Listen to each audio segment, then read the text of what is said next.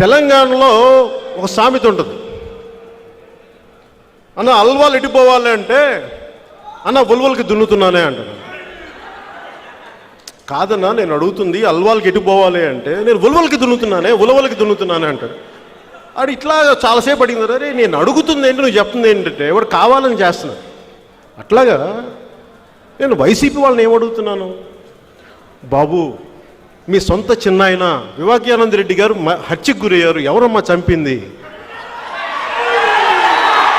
పవన్ కళ్యాణ్ 3 పెళ్ళిళ్ళు ఎందుకు చేసుకున్నాడు, అదేంటి నా వ్యక్తిగత జీవితం ఏంటి?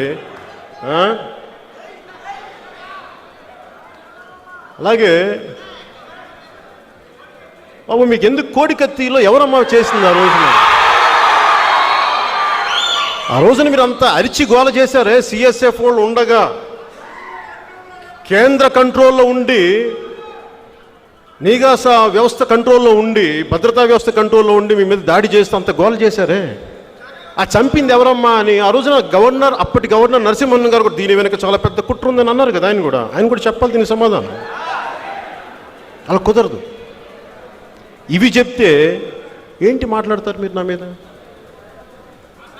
ఆ రివర్స్ టెండరింగ్ గురించి అడిగితే నా వ్యక్తిగత జీవితం పట్టుకొస్తారేంటి?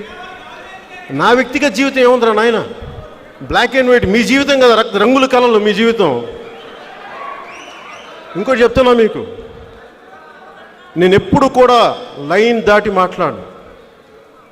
ఈ వైసీపీ అధినాయకుడు కూడా చాలాసార్లు నా వ్యక్తిగత జీవితం గురించి మాట్లాడు. నేను మాట్లాడలేక, మాటలు లేక, సంస్కారం, నా తల్లిదండ్రుల సంస్కారం నేర్పించారు. ఈరోజు మీ అందరి సాక్షిగా చెప్తున్నా, మనం పాటించాల్సింది